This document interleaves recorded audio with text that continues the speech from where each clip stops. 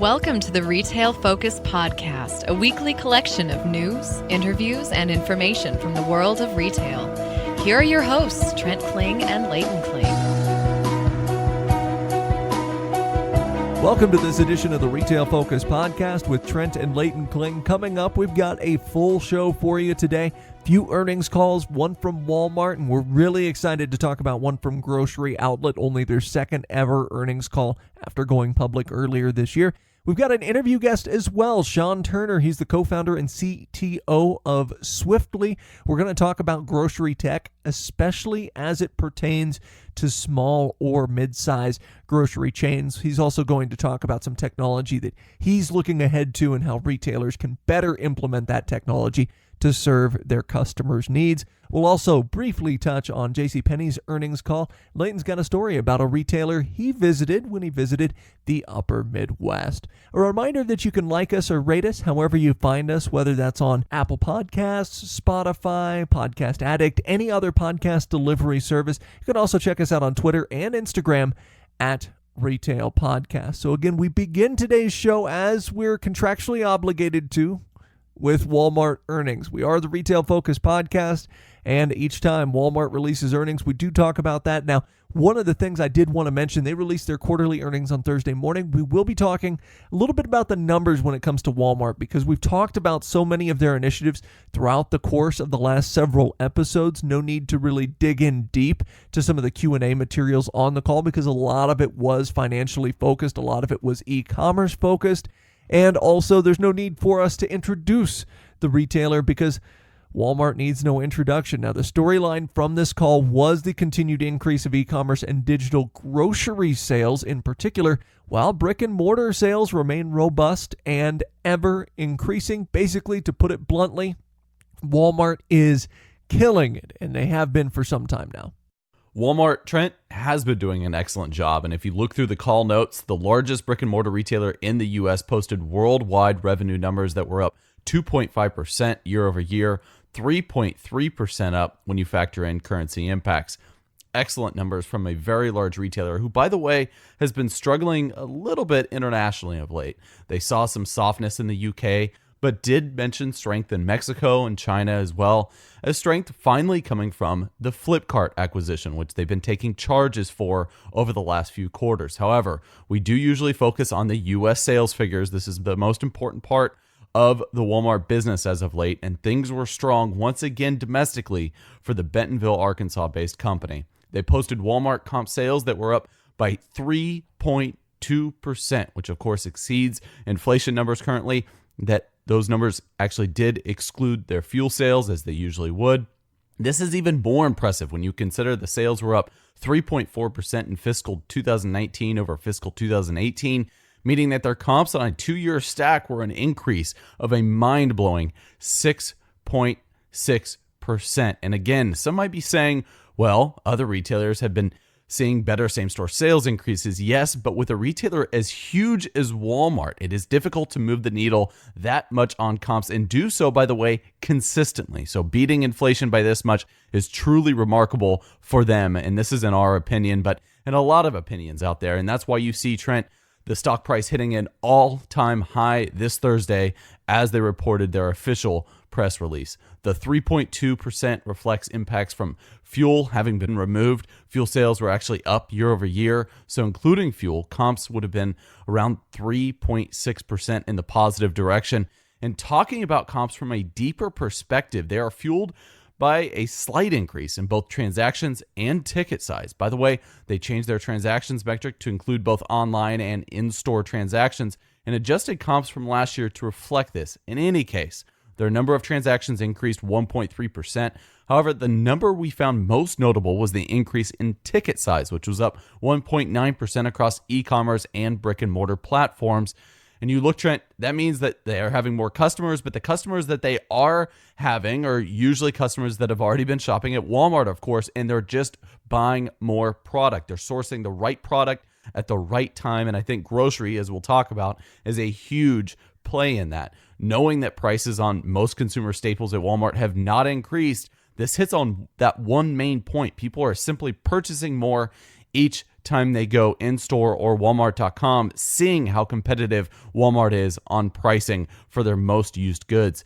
Now, there could, of course, be macroeconomic factors driving this increase. And if you look, it could be their customer base has more discretionary income. But the fact remains that Walmart has positioned themselves in such a way to take advantage of this movement. And one helpful part of their release was the fact that Walmart breaks down the e-commerce impact on U.S. comp sales. A lot of times we'll see retailers just kind of lump in e-commerce along with the rest of their comp sales on an earnings call. Doesn't give us much color, but this does in this circumstance. And coming into the call really over the past 12 months, an argument that we've kind of seen pop up in some circles of retail media, and we don't necessarily agree with this to be sure, is in the past that e-commerce sales going up by leaps and bounds have possibly eaten away at brick and mortar sales for Walmart. And of course, this has far-reaching impacts because you're looking at these enormous monoliths of stores where you're trying to keep that revenue per square foot up. But Walmart's numbers show this not to be the case. So 170 basis point positive impact on comp sales positioned by e-commerce increases, and that's a pretty big number, but keep in mind that's only part of the same-store sales increase story. This means that while e-commerce is certainly a big part of those 3.2% comp increases that we're seeing in the U.S. division, it's certainly not hindering brick and mortar sales on its own. In fact, this impact from Walmart not only includes just the raw sales, the dollars from the e-commerce platform, but also the positive impact across the chain of various buy online, pickup in store options that Walmart has, whether it's driving up to pick up groceries or something along those lines, or going in store to pick up those items, allowing for those crossover sales that we discuss about with so many retailers. And this is also very, very different from the Walmart we were seeing just 4 to 5 years ago, where both Layton and I complaining time and time again about their online pickup systems being antiquated, about them not really building into some of those crossover sales. But again, when we talk about a 170 point increase or a basis point positive impact on those comp sales, we're talking about not only the dollars, but also the positive impacts and some of that consumer retention that Walmart is seeing from these different mechanisms that they're using. Despite likely having internal metrics on this front, Walmart doesn't really break down the cross benefit publicly, so we always kind of lack info on that on the call, but they do give us far more info than a lot of retailers do, and it is built into that, again, BPS impact model. Those e-commerce sales, by the way, were up 41% in the U.S. alone, driven primarily by advancements in digital grocery. And that's actually something that Sean Turner will reference in our interview with him momentarily. Now, as we mentioned in the past, a lot of analysts are saying, well, it should be even more. It should be 50 or 60%. Seeing the 41% increase, though, that tells you, of course, things are moving in the correct direction. And again, the year-over-year increases, when you stack them up, are nearing triple digits, which is amazing for Walmart. Finally, as far as Walmart's U.S. performance is concerned, they showcased increased operating income from the division, the U.S. division as a whole. Operating income was $4.2 billion, up from around $3.9 billion a year ago, or if you'd like a percentage there, up 6.1%. As a percentage of sales, operating income was an even 5%. Now, one of the things that we can extrapolate from this is the fact that digital is no longer eroding profitability to maybe the same extent it was said to earlier this year, as we see this operating income rise as a percentage of sales. And what we recall a series of articles and reports from earlier this year documenting that internal strife at Walmart, and a large driver of this was supposedly, at least, losses in Mark Lohr's e-commerce division as the company threw money at a number of investments. From these numbers, though, on this call, we can see that, of course, as we mentioned, e-commerce was up 41%, delivered that 170 basis point impact on comps, and that brick and mortar comps increased as well. Meanwhile, operating income jumped 6.1%, or more even than comps did, meaning that Walmart, at least in this quarter, found a way to squeeze increased profitability from their sales overall, and at least e-commerce doesn't appear to be hindering that overall operating income, that's not net income, mind you, but operating income to the same extent that it was suggested in some of these articles that came out earlier this year. So whether they're finding ways to be more efficient on the e-commerce front, whether some of those initiatives are finally maturing, it's kind of up to you as far as which direction you think they're headed. But one thing is for sure, that operating income is growing as a percentage of sales. At the same time, e-commerce sales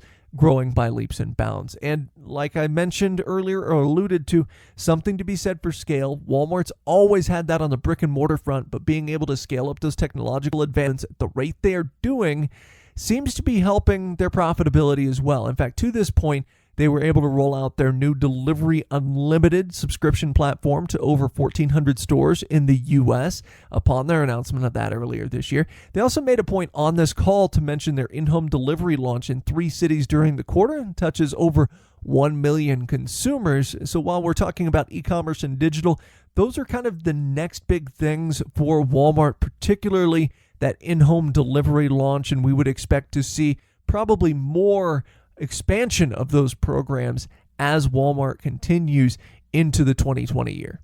There was a lot of positive, Trent, that you covered. I'm going to turn the dial a little bit to the negative side. If there is one negative during the call, it comes from Sam's Club, which of course, as our listeners may know, that I worked at for close to a decade in total, whose comps were disappointing, to say the least. And Sam's Club has had a bit of an up and down track record over the last decade, but an argument could be made that they were going against strong comps most recently. But even so, a comp sales increase this quarter of 0.6% isn't likely what executives had envisioned or at the very least hoped for. So we mentioned their strong comps last year, excluding fuel, came in at 3.2%, which is much better than their prior years, although somewhat an average number for Walmart as a whole. E-commerce sales at Sam's Club did increase 32%. They've been really focused on driving both e-commerce sales and the functionality between online and in-store pickup. A solid number, but still lagging overall. Their general merchandise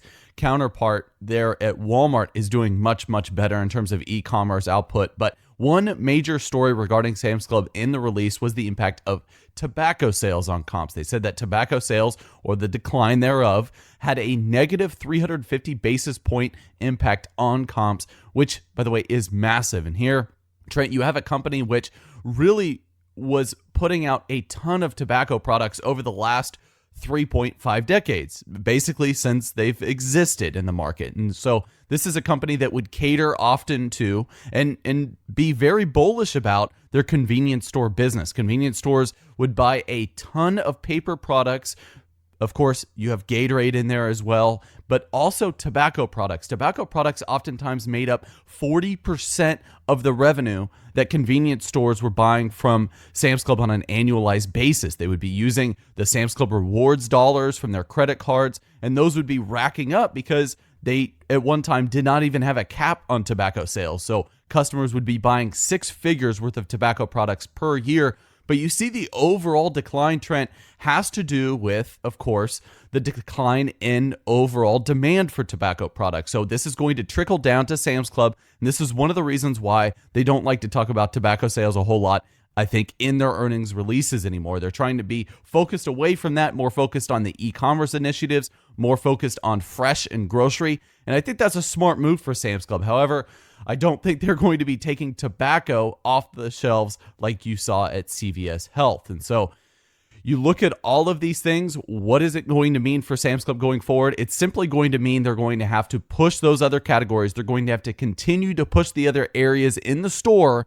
in order to make up for that lost revenue. One last thing, Trent, I will say about Sam's Club, along with this press release, this earnings call from Walmart, some change up is happening in the managerial roles over at Sam's Club, which is pretty much commonplace. This is a company I worked in, but I had also kept tabs on after I left the company because it's just such a fascinating company and how their management structure has been over the years.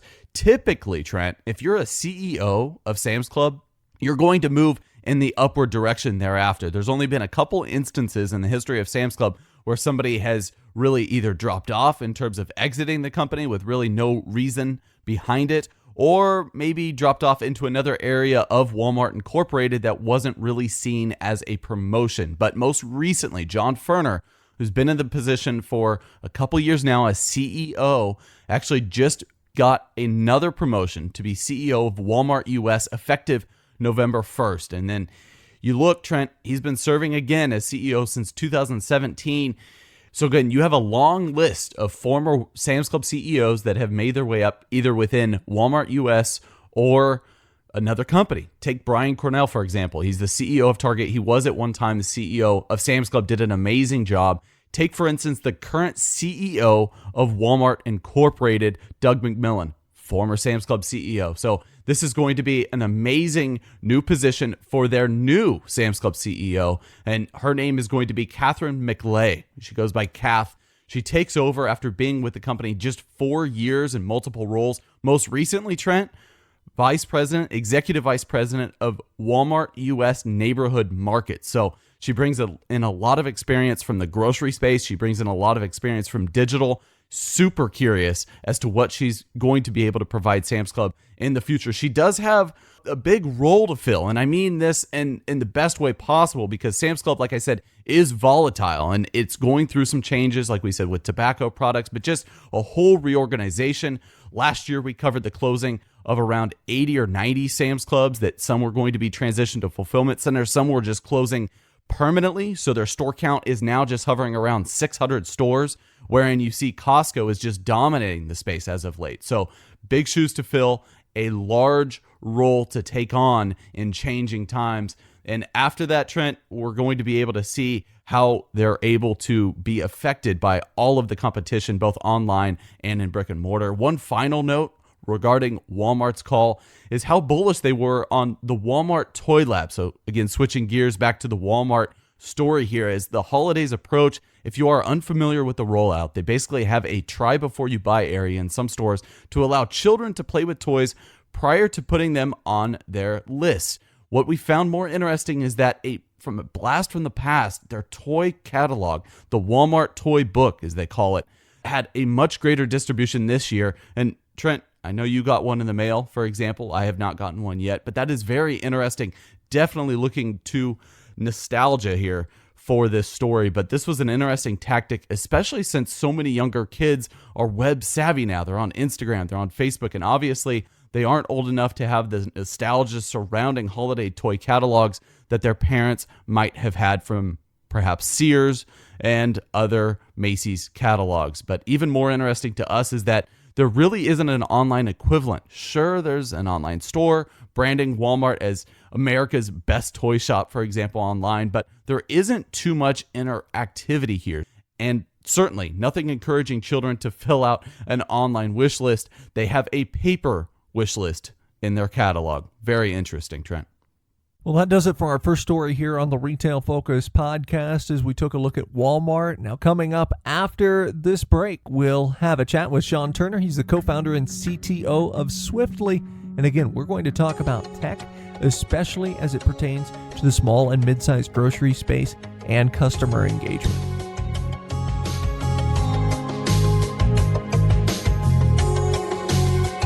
Now, on the show, we do talk about grocery a lot. In fact, it's one of our favorite subjects, and we talk quite a bit also about grocery tech and tech surrounding grocery retail.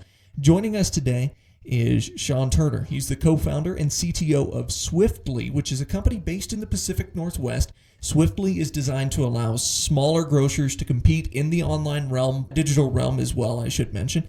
Above and beyond that, increased store visits and customer loyalty. They have a whole host of digital solutions for retailers, including their Swift Lane app checkout platform, which I checked out before this podcast, and absolutely fantastic platform. Sean joins us today to discuss the current state of tech and AI, especially as it pertains to small and regional grocery and where things are headed in the next calendar year. First of all, Sean, thanks so much for joining us here on the podcast. Thank you for having me on. It's a pleasure to be here. And first, I gave a little bit of an introduction, but I'm sure you can do it more justice, just so our listeners are aware of your background, the company's background, the place from which you're kind of analyzing the grocery industry. I was wondering if you could speak to why Swiftly was founded in the first place and what Swiftly kind of does on the day-to-day. Yeah, I would love to.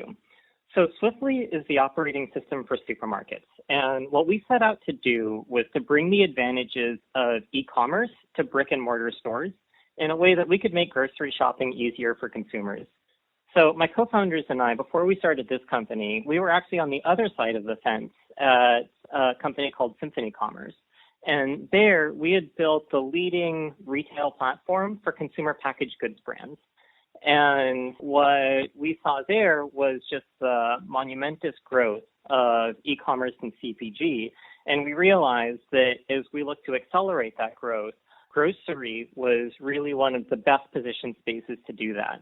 And actually, we saw that news echoed in Walmart's latest quarterly announcements of the strong growth that they're seeing in their grocery e-commerce business, and that business is actually being driven primarily by food. And so what we did was we built a platform that's both a consumer-facing app as well as a grocer-facing platform. And from the consumer's perspective, you're able to download the application. You will discover stores around you, see deals in those stores, be able to add products to your shopping list. Once you've got a product on your list, we're going to tell you where it is in the store. So we're tied into the store planogram. If you're in the store, you can actually scan items and pay for them right from your phone. And that includes produce, weighted products, price embedded. And that's a feature that we call Swift Lane Checkout. When you are scanning products, we're going to automatically apply any coupons that apply to your purchases. And we're going to help you to participate in the store's digital loyalty program. And so that can give you the opportunity to earn points, get product rewards, and interact with that all from a digital app. And then lastly, we have a feature where customers are able to get products drop shipped to your door direct from CPG companies. And so when you think about solving grocery for the consumer, that might mean that, hey, that 50-pound bag of dog food or that case of water, I'd rather just have that shipped to my home rather than have to lug it all the way there. And from the retailer's point of view, we're able to light that up by having it drop shipped direct from the manufacturer so that retailers aren't having to touch the product, manage the online orders, put it in the box and ship it. And it really is a turnkey system for the retailer. So I was just going to say, just as an aside, kind of piggybacking off of that point, when you're talking about the 50-pound of dog food or the massive cases of water, it's such a huge benefit, it seems like, for a retailer to be able to pass that through to the customer without handling it, because that takes up a lot of stockroom space, that takes up a lot of labor as well. It's a huge labor cost, and it's labor not only for the retailer, but also for the consumer as well. And when you think about it, one of the things we've heard from retailer after retailer is those kinds of products are increasingly moving online today. So one of our retailer partners told us that they used to have a large oral care section, but over the years that's dwindled and dwindled to where now they just have a few SKUs because so much of those purchases have moved to the Amazons and the Costcos and the Walmart.coms of the world. And what we're really offering is the chance for retailers to get ahead of that and to create, if you will, a geofence around those product categories and make sure that the consumer stays purchasing those product categories from the same grocer that they've always been shopping. And with that, it kind of brings us to then areas of opportunity for grocers. And we'll talk about some of the potential barriers to entry for platforms like this here. But I know I was reading actually a white paper on the Swiftly website written by Tom Dolan, just talking about how in many cases grocery is still very much a tactile medium. I've heard people say it's going to be a cold day in hell before they let someone else pick their avocado out for them. But at the same time, it seems like there's a lot of opportunities for the center of the store and some of the HBA products like you're mentioning. Where are retailers seeing the biggest areas of opportunity to serve customers and kind of meet them where they're at in the digital platforms? Yeah, that's a really interesting point that you bring up. And one of the things that we've seen is that when you think about structurally, what advantages do grocers have that everybody else in the online world is trying to go after? That advantage is the customer, right? Grocery stores today have more customers than any online player. And really, the store's strength is ownership of that customer. The weakness for stores today is that they don't actually own that customer outside of the store. And so when a customer is online shopping, chances are they're going to be thinking about an Amazon or a Boxed or a Jet.com for those orders. And if we can figure out a way to let the brick and mortar retailer reach out to that customer and own that customer when they're outside of the store, then that's really where the opportunity lies. And that's why we created a platform that solves for the entire customer purchase journey, all the way from ideation and figuring out my shopping list to when I'm in the store to when I'm reordering and taking advantage of a store's digital loyalty program. And it's because we're able to bring a digital experience into the brick and mortar world and then extend it from the brick and mortar shopping experience into the consumer's home that we're able to set up the retailer to own the consumer outside of the store. And once you do that, you actually allow the grocers to really compete with the online players from a point of strength and the online players' point of weakness. You know, with grocery, it's very interesting for us, at least in terms of retail, because it's still inherently kind of a local experience for a lot of people. Of course, there's Kroger, you talked about Walmart and their e-commerce grocery, but there's still a ton of players in the grocery space on a more local level, whether you're talking area chains, whether you're talking mom or pops. Other than some of the obvious ones, like maybe not having the IT personnel of a Kroger or a Walmart, what are some barriers to entry when we're talking about the adoption of some of these digital commerce mechanisms for these local retailers so that they can, so to speak, own that customer outside the store?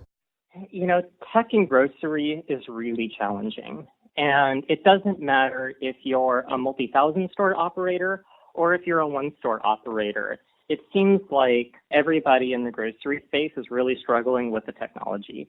And we did a couple of things that help out quite a bit.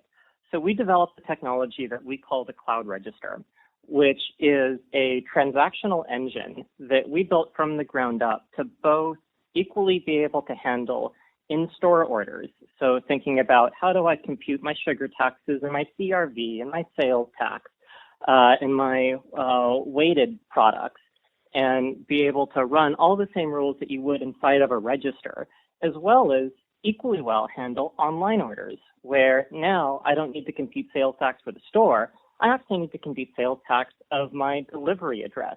And so I've got a different set of rules, but there aren't great platforms that are able to actually do both today. And we built that platform that can equally well handle both, and we call it the Cloud Register. And what we've found for grocery stores is that the more that platform can manage the entirety of the transactional experience for the consumer. So from the moment where the consumer is saying, hey, show me what's on sale, show me where the items are in the store, let me add that to my list, let me purchase it in the store, or let me purchase it for delivery, then by having one platform that orchestrates that entire transaction, you can make sure that you get the fundamentals right. Like that online order is going to take advantage of all of the loyalty program and promotions. So I'm still going to earn points on that order. I could still use a product reward on that order, even if it's getting delivered to my house. And I know that I'm going to be paying the right price. And surprisingly, it's in getting those fundamentals right that a lot of grocery IT systems are having trouble today. And we've seen that be one of the biggest benefits that we've brought to grocers. Now, one of the things that we've talked about a little bit is certainly bringing things like the loyalty program to digital platforms and the like. But one of the reasons that grocery is still very much a local game is because of that in-store experience. I think of a retailer like Wegmans or a retailer like Publix that have almost a cult following in their areas of the United States because a lot of local grocers can kind of go above and beyond with that neighborhood or that localized experience. How can companies make that above and beyond their loyalty program translate into the digital or e-commerce realm, translate to that realm away from the store? Fantastic question. So the model that we've seen be very effective is we started with a digital loyalty program, and that provided a great amount of value for the in-store shopper. It's, hey, I'm going to be able to see what's on special. I'm going to be able to take advantage of digital coupons. I'm going to be able to see what my point balance is and actually redeem my points for some great products that I might want. And that's what gets people into the ecosystem. And so very quickly, we saw growth within a chain for our platform go from 0% of transactional volume all the way up to upwards of 30% of transactional volume, which from a comps perspective is fairly similar to where applications like the Starbucks app and Starbucks have gotten to. And that's very significant for grocers because what that earns them is the canvas. It earns them the right to have the conversation with the customer. And once you've got that right, you're able to start to build a much more dynamic conversation with the consumer where you could say, hey, you should try our Swift Lane checkout feature so that you're not waiting in line. And we've seen that customers that engage with that product end up actually visiting the store 40% more often. And then they're launching the app every time in the store. So if they do that, then now you're actually able to have a two-way conversation with the consumer when they're in your store. And you can say things like, hey, we've got a great new product. You've tried very similar products in the past. Here's a personalized coupon for you to go try that new product. Or our avocados are really fresh today. And so that might be something that you want to take home with you. And what that starts to do is allow you to drive basket size for that customer.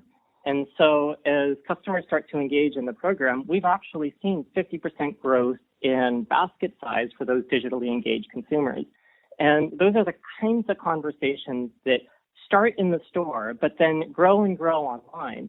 As now, when the consumer is at home building their shopping list, you're actually able to start to make suggestions and say, well, hey, rather than buy that from Amazon, you should buy that from my retailer because I'm able to give you this pricing advantage, or I have this special SKU that you're not going to be able to find online, or I'm really fresh in this today, and so I'm the right place to go get that product.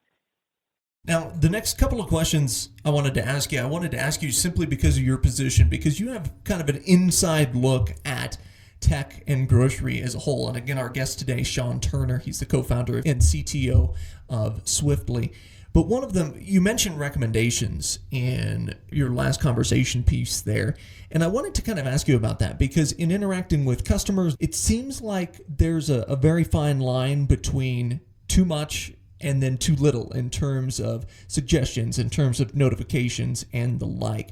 Where is that happy medium there for grocers? The hard answer there is no one right answer. It really varies on a customer by customer basis. And so what we've seen is there are some customers that are not at all deal focused and they just want to get in and get out of the store as quickly as possible and get just what they're looking for.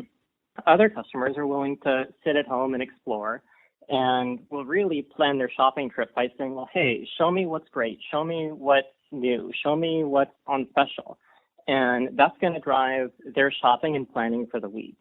And so the key is really being able to understand where does this particular customer bucket into those personas and making sure that you're addressing them with the right level of communication frequency, recommendations, and that the customer at the end of the day is the one that's in control. And so we're not a big believer in everybody gets the same push notification or even that everybody gets push notifications. That's really something that through technology, you need to let your customer opt into how much they want to hear from you so that at every step, they're always feeling like you're delivering them value, but not being intrusive. And I kind of wish a lot of retailers would take that step there with the push notifications. A lot of people get kind of push notification exhaustion, if you will. But one other thing I did want to ask you about is when we talk about AI, when we talk about tech, a lot of times you go to a conference like NRF or something like that, and you're looking at technologies that are a ways off in terms of adoption, in terms of actually seeing them adopted in store, in terms of seeing them adopted in apps. What are some things that you feel like, given your position in the industry over the next year or 2 years, that we can actually expect to be implemented in a very concrete way? What retailers need to focus on in the next year is just getting the basics right. And what I mean by that is recommendation engines can provide a lot of incremental value. But before you go down that road, you have to make sure that you've got the fundamentals working. So for example, if I'm making an online order and I order a 20-pack of Pepsi because I've got a coupon on that, but the store's out, and so they substitute me a 12-pack or 2 12-packs. And all of a sudden, my per unit price jumps 20% because I can't take advantage of that manufacturer's coupon on the 20-pack. That's going to be a very, very frustrated consumer. And when you look at the high number of substitutions that we see in most online orders for grocery, that compounds to the point where we've seen customers pay 20, 30, 40% more than they were expecting. And that becomes a customer service issue for you. And so the fundamentals that the store needs to get right is just to make sure that they're able to deliver that great customer experience through their online platform, that when these exceptions come up, they're able to understand what are the ways that I can understand that, hey, I might not be meeting the customer expectation here, and react to that appropriately, whether it be reaching back out to the customer or price match or even short shipping them or the appropriate substitution. And those are the kinds of things that your transactional platform has to support, has to put you in the driver's seat around, has to include the consumer in. And if you can't get that right, the shiny recommendation engine or AI technology is just going to be throwing more volume through a bucket that's fundamentally leaky, that may be causing more customer dissatisfaction than empowerment. I like that analogy there. And finally, again, it doesn't have to be something in the next year or two, but what is one thing in the combination between AI and supermarkets or grocery that you're really excited about in terms of a development for the future? One of the things that's really special about this space is how personal grocery shopping is to everyone. And when you start having a conversation with anyone that you might meet in an airport, if you ask them, hey, what do you buy in the grocery store? That can tell you so much about a person's life. And when you think about how can I enhance this person's life by getting the right products for them, by helping them to achieve their goals, whether it be nutrition or health related or a new dish that they've always wanted to make, grocery really has the opportunity to touch people in a way that's very, very personal. And one of the things that we've been really thrilled with is by introducing people to new items, helping them to get acquainted to products that they've maybe never tried before, and then couple that with the information for, hey, how do I cook with this ingredient? What kind of dishes can I make? That you really have the opportunity to increase somebody's happiness, a way that's really difficult to do in other industries. Once again, that's Sean Turner. He's the co-founder and CTO of Swiftly. And Sean, if someone wanted to get a hold of Swiftly, check out Swiftly, read any of the white papers that you guys have produced, where would they find that? Use swiftly.com. Fantastic. Thanks so much for joining us today on the podcast. Thank you so much.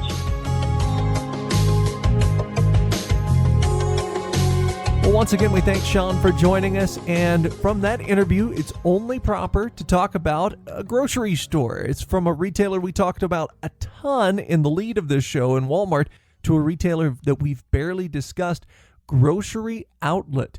Posted a positive earnings surprise on Monday after market close, and Layton's mentioned them in passing in the past. They're all over the place where Layton lives in Southern California, but this is the first full-fledged story that we've done on Grocery Outlet in the history of the podcast. Coincidentally, I actually visited a grocery outlet last weekend for the first time while traveling in San Jose. Now, that being said, let's talk about the history of the company and their current footprint. And as much of this story is going to be focused on their business model and some of the things that they have going on as it will be on earnings. This is only their second all-time earnings call, as we'll discuss, but we're not going to be focused as much on the numbers as we were with Walmart. We instead want to tell you a little bit about their model if you're unfamiliar. There's some very interesting things that really differentiate this retailer from the way most retailers are run.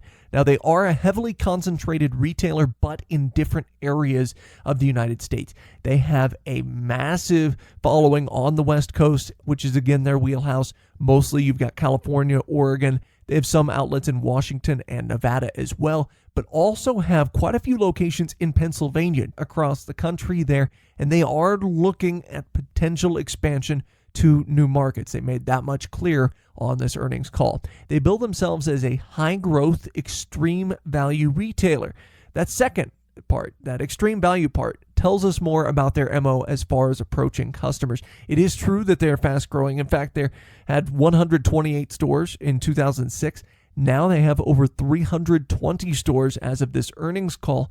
But as far as their proposition for customers, they're basically the Ollie's Bargain Outlet or Big Lots of the food world.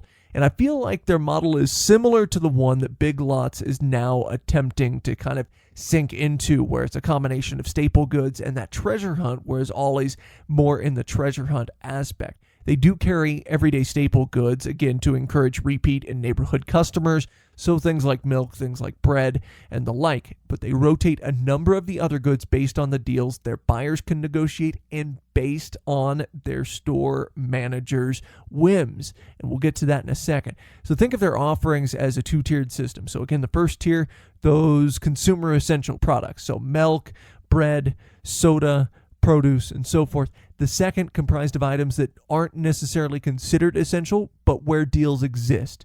Think those middle of the store items like granola bars, for example. They do also carry a decent amount of non-food, so things like HBA and paper products, so anything from toothpaste to bath tissue. Additionally, they found their model to work on multiple income and geography levels, something Layton and I were actually talking about before the podcast started. You will see grocery outlets in maybe lower income areas, but you'll see just as many in high income areas as well. Their demographic value is not limited to that traditional value shopper. And actually, this was very evident in my trip to the San Jose location, as it was in a portion of San Jose. I looked it up afterwards, with high income levels, demographically at least, higher than a lot of different areas throughout the Bay Area. You could make an argument that basically everyone that's in San Jose at this point has a higher income level in order to afford to live there, because housing prices are so high in that area of the country.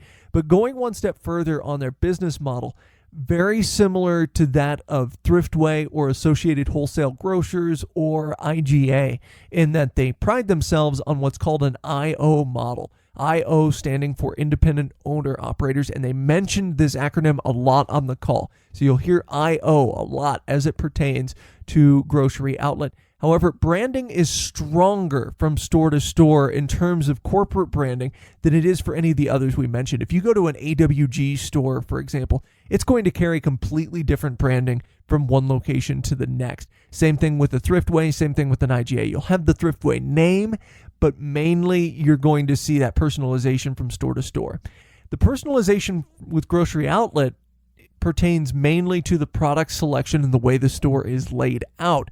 But the logo, as far as grocery outlet's logo and their tagline, falling in love on every aisle, that exists in each of their 320 locations. So there's a lot of consistency there. It's not like a lot of these other stores that have that independent owner operator model. Ace would be another example of that, and something that we've talked about before on the show. So just something to keep in mind there is they do see themselves as a concrete brand, despite the fact that they've got a lot of independent owner operators kind of overseeing the day-to-day. They feel as though the IO model really allows for encouragement among their owner operators, similar to how franchise QSRs often perform better than their corporate-owned counterparts. Additionally, the localization of ownership provides for greater evaluation of decision-making as it pertains to the buying of the actual products on the sales floor, negotiating product deals, and stocking those individual products. As such, the store that Trent visited in San Jose will look very different and have a different product selection than the one near me in Orange County. And I think that all of the stores in Orange County are going to be a little bit different in terms of their exact product differentiation. So no corporate planograms, so to speak, that you would see at a Target or a Walmart, wherein you can go to perhaps a small footprint Target in New York City and see pretty much the same outlay in a Los Angeles store format as well for Target. So overall, IOs select around 75% of their assortment in each store, which is just absolutely astounding. When Trent told me that, I just was mind blown, because management has a lot to task here. They have a lot to be able to view in terms of what is most popular in each individualized area in which they do business. But to their credit, they have a lot of tools for store management to use in order to pick the right assortment for each store. So this is above and beyond what you might see in their franchise or owner-operator models. The company announced an IPO earlier this year. One of the reasons why we haven't really discussed them to this point, this, in fact, is their second ever earnings call, and we are just delighted to cover it within this call. Overall, there was not a single negative thing that we could find on the call for this growing retailer. The big headline for the company was a beat on earnings per share, and this was a big catalyst behind their share price popping over 8% in early trading on Tuesday. They were expected to come in with adjusted earnings per share of 19 cents, according to Zacks consensus estimates. However, they posted earnings per share figures of 22 cents per share, beating that figure by 3 cents.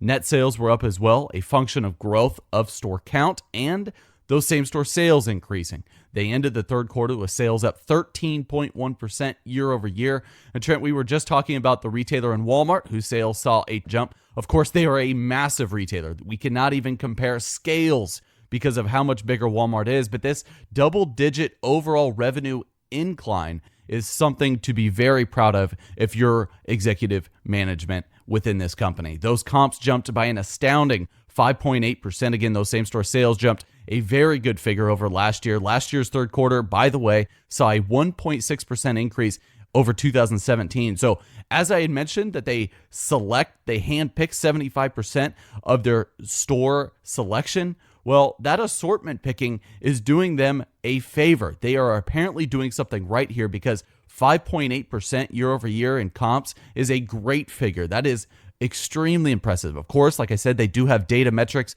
to go by when selecting their assortment, but still an impressive figure nonetheless, given their model. So on a 2-year stack, they are seeing a 7.4% jump in comps, which is among the top in the grocery retail space. And this is a very interesting space, especially where I live, Trent, in Southern California.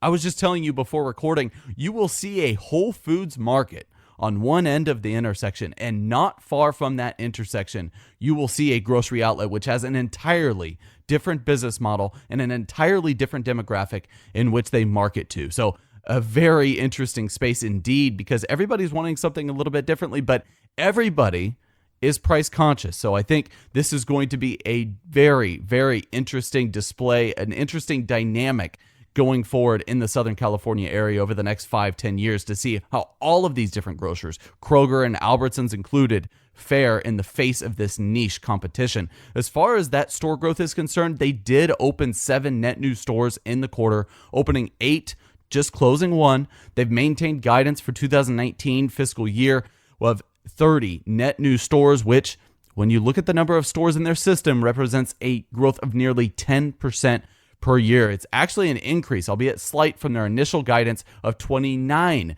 net new stores in the year. Of course, that includes that one closure.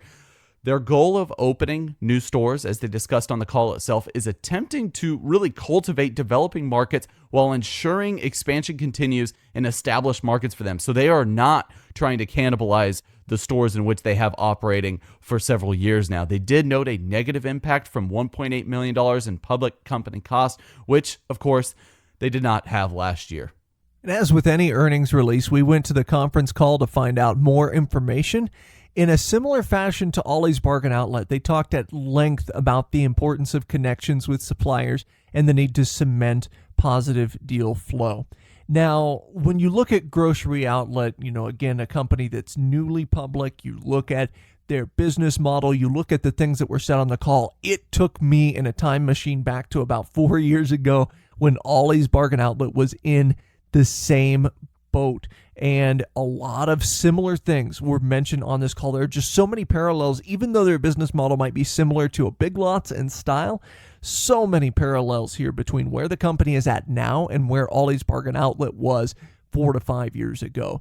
They mentioned an increased ability Grocery Outlet did to strengthen existing relationships and develop new ones for a greater number of brand name products on those discounts, on those treasure hunt mechanisms. The overall discussion on the call, again, took me back to when Ollie's first went public. They talked for several quarters, Ollie's did, about how deal flow was easier as a public company because they had more gravitas, about how many suppliers grew to have greater trust. It kind of opened it up to better deals. Sounds as though that exact same thing, based on the conversations on the call, happening now with Grocery Outlet. The other aspect of going public is centered around ensuring their IOs still feel as though they have a say in company direction. Again, driven by independent owner-operators, so it's very important that they feel like they're still connected to the company while the company is public. Now, to this point, Grocery Outlet held a series of regional meetings with their IOs. In early October, they had a whopping 95%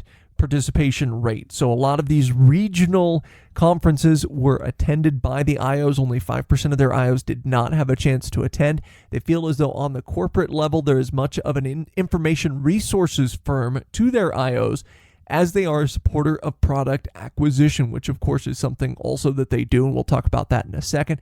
Key part of these meetings was a give and take with best practices from the IOs. They view this conversation very much as a two-way street. They're not looking to press best practices on anyone or any particular outlet because they know each market, each location does things a little bit differently, but they do want to serve kind of as a consortium of those best practices so that the IOs get the best experience they can. What was also interesting is that they gave somewhat of an unexpected outlook for comps in the long term. By unexpected, I mean slightly below where we thought they were going to come in. CEO Eric Lindbergh said that they are targeting long-term comps around 1 to 3% of an increase yearly with all of their initiatives in the pipeline. And again, caught us by surprise because similar companies are seeing higher comps, and Grocery Outlet themselves, as we just talked about, saw better comps in this quarter. But because of the individual nature of each store, their corporate offices have also found it pertinent to invest in further ordering tools for the IOs. Layton talked about it in that 75% of the merchandise on the shelves in any grocery outlet is decided by that independent owner-operator. And there's a very real possibility for things to go south if IOs don't manage to maintain their inventory, not just to keep levels where they need to be, but also ensure that their local selection is worthwhile to their neighborhood. So what Grocery Outlet has done is worked to develop a proprietary system to manage flow of products from warehouses to stores and assist those IOs with ordering. We should note it's not as though IOs are making deals independently with vendors themselves. Rather, what Grocery Outlet is doing is they are, as a company, managing deal flow, making that available to their IOs through this platform to give them the choice of what to order for their individual store.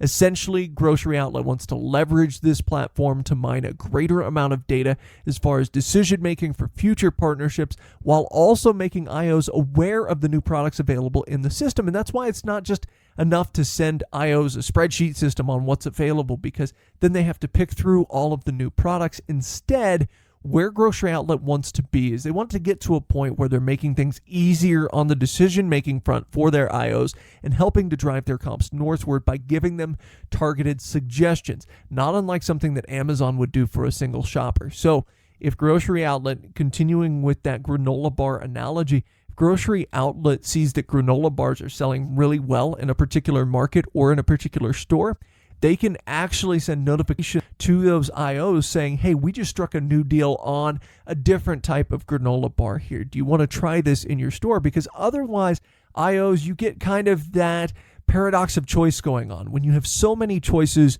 on so many deals that Grocery Outlet has struck, you don't really know what to carry. So they're making things easier on the IOs by kind of bringing in that data, sending them targeted suggestions, but also making sure they just know about some of those new deals there, and they know about some of the products that are available to them as far as ordering and getting them stocked in stores and on displays.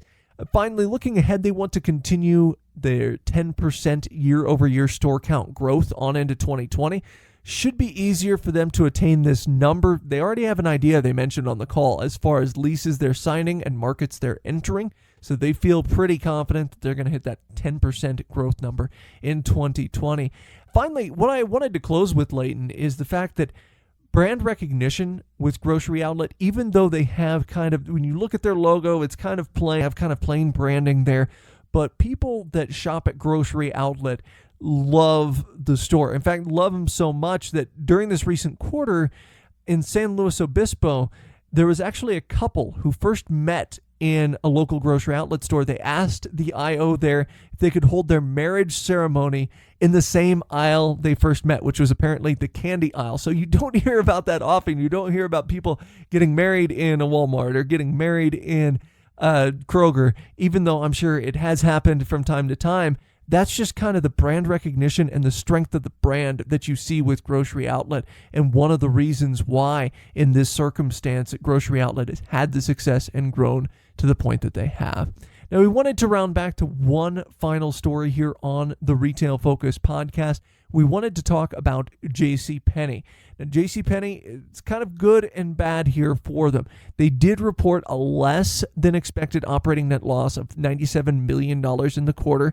That resulted in a bit of a pop on the stock market the following day after the earnings came out. It's 41% smaller, in fact, than the loss it recorded in the same quarter 1 year prior. But overall, same-store sales still fell 9.3%. A lot of people said, well, that's because they stopped selling appliances, they stopped selling furniture. Well, even if you take those categories out, same-store sales still fell 6.6% in the quarter. And Layton, I know you are a longtime shareholder of JCPenney, but looking over this earnings call, what were your takeaways from it? Yeah, this was their third quarter earnings call, and there was a lot of expectations going in, both from analysts and both from myself. Just before this release, I decided to sell my shares. I was a longtime shareholder. I had shares held for around 2.5, 3 years. I bought around the $5 mark, so that was the price point in which I had struck a deal with myself there, basically having faith in the company that they would indeed have a positive turnaround. Since that happened, since I purchased those shares, Marvin Ellison had stepped down and moved to Lowe's, and he's now the CEO of Lowe's. Their CFO soon left the company thereafter, and then they were on a CEO search for a permanent CEO, and Jill Soltau is now the CEO of the company, really trying to transform the company, starting some new initiatives, taking away appliances with the company, taking away some other major categories such as furniture, although you do see a random table from time to time if you visit a JCPenney that may be for sale. But overall, the company is not that healthy. And so those expectations, like I said, were all over the map because they're in a sort of transformational period, a period in which has seen more store closures in calendar year 2019, a few closures in 2018. So you can see that they are still focused on being unit profitable. They're trying to keep open the stores that they have open now and make sure that they're sustainable for the future.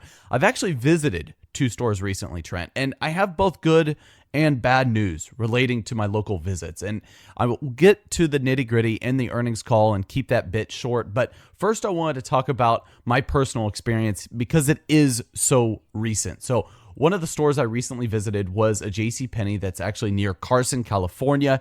It's in a shopping mall that's been redeveloped very much so over the past few years in South Bay Pavilion, just off the 405, just northeast of Long Beach, California. And if you look at that shopping center, Trent, it has a lot going for it now because the former Sears has been redeveloped and now there's a Burlington in there, and there is actually a new Target that has opened, and there's an IKEA to the south of the complex. But the JCPenney, and this is part of the negative here in this particular story, the JCPenney is actually on the other side of all of the redevelopment. So there's not a lot of traffic going to the JCPenney. It actually faces a residential community, which at first glance you would say, well, that's their customer base. Their customers are coming from perhaps the residential area, but that is not the case. This shopping complex, like I said, is just off of the 405, and that is where a lot of the traffic is coming from. It's coming from the west, not the east, which is where the JCPenney is located. So that's one bad thing for the JCPenney. You don't really know. You have to look really hard at the frontage of South Bay Pavilion to even know a JCPenney exists. So that's a downside. However, when you go into the JCPenney, a few good things come out, Trent. And I think one of them is the fact that they have a lot of traffic. They have online pickup. They have very clear signage throughout the store. The store is clean. I will say this, though. The one downside is that the merchandise mix, while the signage is there, it's a little bit off. There are areas, multiple areas throughout the store that are clearance sections, and they have not gone to the effort of separating out different merchandise, meaning within particular categories. Let's say men's, for example, you'll have t-shirts that are mixed in with exercise pants, mixed in with socks. It just makes no sense. They have not gone to any effort. It's essentially like going into a Ross or TJ Maxx without that sub-sector component differentiation. You don't see one line of clothing matching the other. So if you're looking for a particular shirt, you're going to have to wade through hundreds of pants maybe to be able to find and identify that shirt that you want. So I think that's a downside for this JCPenney. But again, a lot of traffic in the store. People are excited about the price cuts that they see with that clearance merchandise. They did have a lot of sales throughout the store, particularly in suits and the higher end categories that they've carried for quite some time. So I think that has a very positive turn for the company, but overall not necessarily the best of sights, especially when you're looking at a mall that has been completely redeveloped. And basically all of their competitors, if you wish to call them that, have done a much better job in merchandising and making sure that their customers are directed towards the right thing that they want. So lastly, I will say that this JCPenney that I visited most recently was in Dearborn, Michigan, aka Detroit, Michigan. And Fairlane Town Center is the mall that it was in. This was a mall that was opened in 1976. I'll talk a little bit about this mall later when I talk about the stores I visited most recently. But this JCPenney in this mall was also flooded with traffic. I will say, though, again, just like the other JCPenney near Carson, California, it was not the best layout. There were things that were strewn about the store. It was actually less clean than that store in Carson, California. The carpet was dirty. The floors were dirty. And to be honest with you, something was happening there on the first floor. I couldn't quite tell. Looked like they were reconditioning the property, but they just put up drywall that didn't meet the ceiling. You couldn't quite tell what was going on there. Not a good look for this particular JCPenney, but again, a ton of traffic. So I'm sort of at odds with my overall takeaway here. I think that they are driving traffic, and there are some really, really good deals if you're looking for some cheaper apparel. But overall, the type of store that you're getting is not one of quality. You don't think of a store like Macy's when you enter in JCPenney, and I think that divide now is widening. That quality of store, the essence of the store when you walk in is not what it once was. And it's not like something they can turn around within a matter of a couple of years, because when you look at their operating statement, it's just it's in a position where they can't really capitalize on even the easy fixes on a store-by-store basis because they don't simply have the cash flow to do so. And if you look at this most recent earnings report, while shares were up, you see that really same-store sales were still down. Revenue was still down, far below expectations. And I think that is going to be a problem with them. How can they redevelop their stores? How can they clean up their stores in a meaningful way when they don't have enough cash to do so? They're able to pay payroll right now, of course, something Sears is having problems with. But overall, you see that earnings per share came in at a loss of 30 cents versus a loss of 55 cents expected. Analysts were expecting much worse. But again, I talked about the revenue figure dropping. Came in at $2.38 billion for the quarter versus $2.51 expected from most analysts, and adjusted same-store sales were down 6.6%. That is a horrible sign, Trent, for the company. And I think despite the positive signs from Jill Soltau with her prepared remarks in this latest earnings release, where she said the past quarter was an exciting and energizing time for JCPenney, I think it's going to be really, really hard to target that sustainable, profitable growth that she eyes in the next few quarters. And one of the things you mentioned, the revenue not being maybe up to snuff for some analysts, but net loss per share improving over last year. Part of that is the fact that inventory has declined, and JCPenney has spent a lot of the last 5 years kind of chasing those inventory levels, trying to get them down. Inventory did decline 9% to $2.93 billion. So, of course, that will help matters a little bit going forward because they are not retaining so much inventory. They also, one of the headlines on the earnings call on their website was the fact that they maintain a strong liquidity position of approximately $1.7 billion. Still, people worried about debt coming due 2023. There's a lot of debt, in fact, coming due that year. So it's got to be a quick turnaround story for Jill Soltau and company if it is going to be one. I'm a little bit more optimistic probably than Layton is.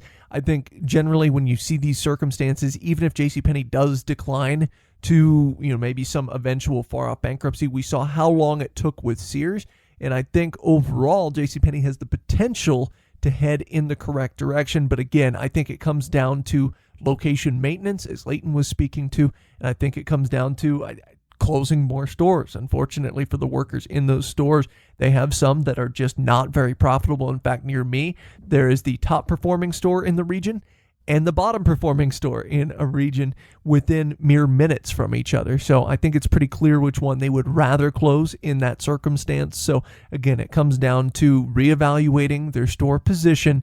And we think it's important for them to have stores in markets, especially with all the buy online, pick up in store optionality they've been able to bring to their customer base. But they can do it in a selective manner, really kind of trim down where those locations are at. I think it could improve the company in the long term. And really quick, just before we go on to the final segment of the Retail Focus podcast, Layton, I wanted to double back. You mentioned you were in Michigan.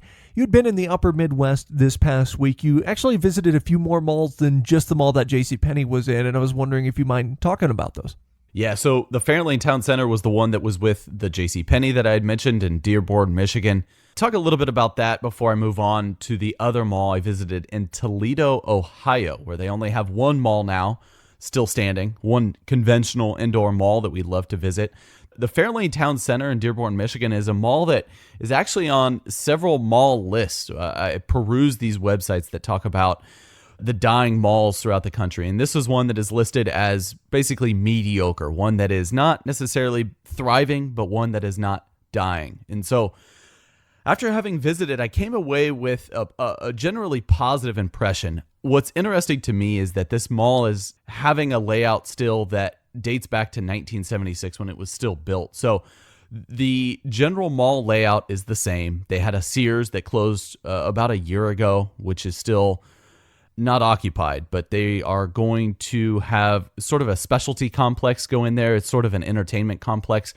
The mall traffic, it was a Saturday, Trent. It wasn't that strong. You would expect it to be a lot stronger for a Saturday. However, in Detroit, it was about 28 degrees, very cold. It had just snowed a few days prior, so people probably didn't want to get out of the house. But I will say that the Macy's was thriving. Like I said, the JCPenney had a lot of traffic. There's an H&M there. There's a Forever 21 there, which may or may not stay with that current pending bankruptcy. And in the center of the mall, Trent, adjacent to the food court, they had a Christmas choir, which I think maybe a little bit early for a Christmas choir, but they had a Christmas choir with the characters from Frozen, from, of course, the Disney-owned property there. And I think it was a very interesting display, and it certainly did bring a lot of traffic. It's unclear to me as to whether that traffic went ahead and migrated to the actual stores, that those adjacent stores to the big box stores like Macy's and JCPenney just didn't seem to have too much traffic in them. But again, the weather. So that's where I'll leave that. I will say, if you are curious, again, this is the Fairlane Town Center in Dearborn, Michigan. This center is absolutely stunning in terms of the architecture. They have all sorts of different ramps. There are parts of the mall that are just 2-story, parts of the mall that are 3-story.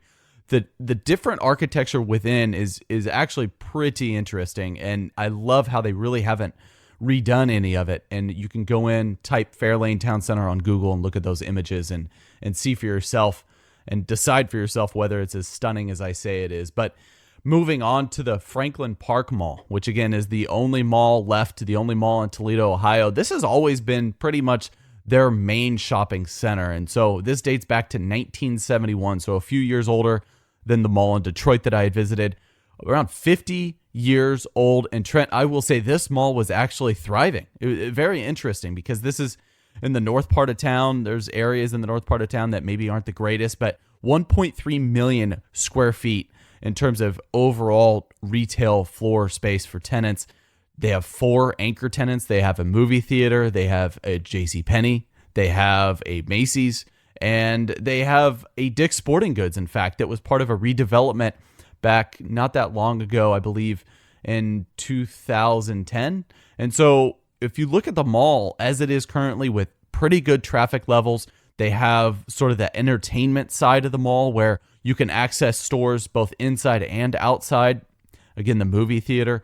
I think that this mall is going to stay for a long period of time. The floors look original, so that was cool. We talk about nostalgia all the time on this particular podcast, but overall, they've been taken care of. I mean, it's not like the floors have been neglected in any sort of way. All of the storefronts were very well taken care of. And I think that if you look at the overall occupancy rates for this mall, you come away with the idea that this mall is not stressed out in any sort of way. They have traffic, they have good stores, the areas are clean, the common areas are clean, with the food court that is also fully occupied.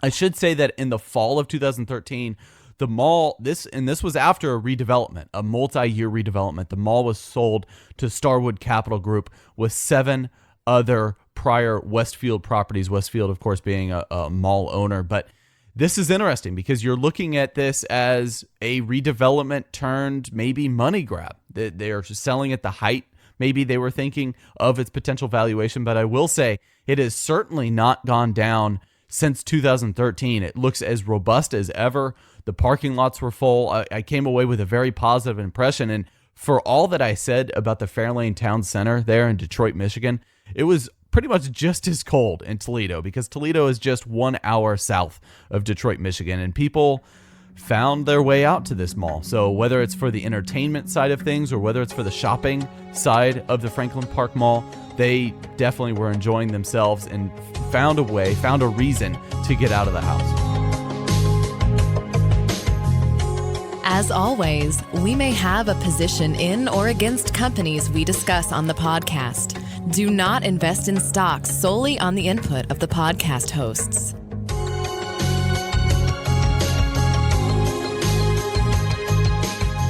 We move on to the final segment of the Retail Focus podcast, a segment we call Looking Ahead, where each Layton and I talk about things we're looking ahead to over the week, month, or year forthcoming.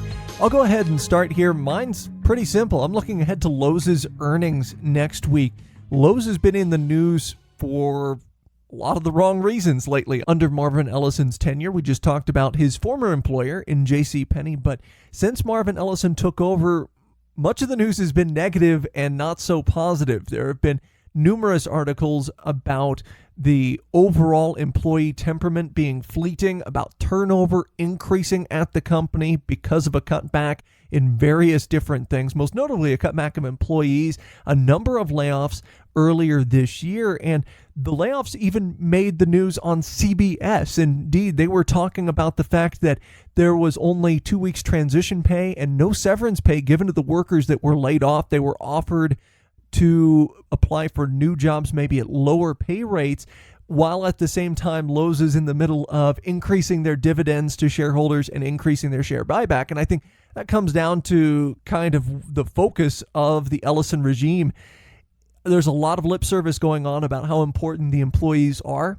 I will be anxious to see how much of that is on this particular earnings call and how much of it analysts kind of poke at, because turnover can be a major issue for them. You look at a company like Home Depot. Home Depot has done so much to retain employees, and you're always going to have, no matter which retailer you are, you're always going to have a disgruntled retail employee telling some sort of story about you. But overall, the Home Depot employees that I've spoken with, that I've interacted with over the last 10 years, speak in positive terms about the company, especially the ongoing training at Home Depot, the opportunities to advance. Not hearing that from Lowe's employees right now. There have been so many articles, dozens of them, in fact, over the past couple of months about waning morale, and you just wonder how that's going to weigh on this earnings report. Now, shareholders might not care so much about it if dividends are going up and share buybacks continue, and as long as the share prices keep going up. But if they don't, serious questions might have to be asked of Lowe's. So that's what I'm looking at. I'm looking at, is turnover going to be addressed on this earnings call? In what ways are they going to talk about some of the HR issues that have been exposed in the media over the past several months? And overall, what's the content of the call going to be like? Because the company, let's face it, under Ellison, it's not been that much different from what it was earlier, where they're still losing market share to Home Depot. My looking ahead has to do with Ollie's Bargain Outlet, a company that I recently bought shares in, and a company that filed some news a couple days after I had bought these shares. So not the greatest of news. There's apparently a class action lawsuit that's been filed against Ollie's Bargain Outlet Holdings and certain officers. So this has to do with shareholders that held shares between June 6, 2019 and August 28, 2019. They are basically alleging that Ollie's Bargain Outlet and its executives failed to disclose via press releases and other security materials that the company had some deal flow issues that were not disclosed, and that they were basically having to open stores that were partially unfilled with merchandise during this period of time.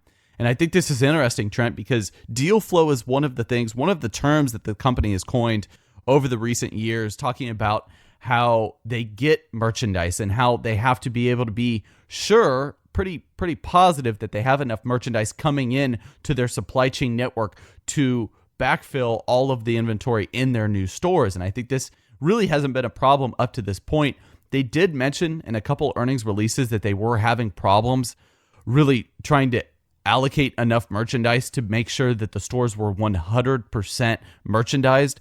And I think this is interesting because while there were notes, they didn't explicitly say perhaps that there were maybe some issues that could affect the top and bottom lines for the company going forward. And I think that that's what this lawsuit is alleging. However, I will say that if you go into an Ollie's Bargain Outlet, which I did for the first time when I visited Toledo, Ohio, the stores are packed with merchandise. So I don't know exactly what stores were affected, which stores weren't. But again, this circulates around the idea that newer stores were not fully stocked to the potential, or at least what some people had expected them to be. And I think this is going to be interesting for the company going forward, because this is a company that has seen a massive surge since becoming a publicly traded company. This is a company that has been all about store growth and all about same-store sales growth with their Ollie's Rewards program. And so if you look at the company overall, this is a company that is pretty darn profitable. They have a net margin around 6.1% according to their last earnings call.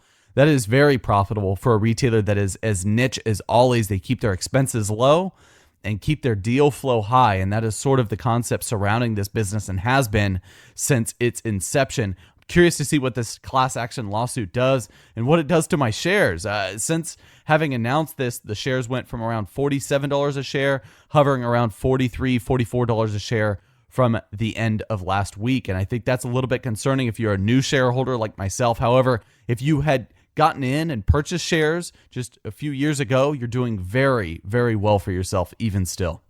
Well, that'll do it for us here on the Retail Focus podcast. For Layton, I'm Trent saying so long until next week. Big thanks to Sean Turner for joining us on this week's podcast as well. We'll be joined by a representative from CBRE to discuss some retail real estate next week on the show. This has been the Retail Focus podcast. For more, visit our website at retailfocuspodcast.com and subscribe on iTunes or Stitcher. Follow us on Twitter at Retail Podcast.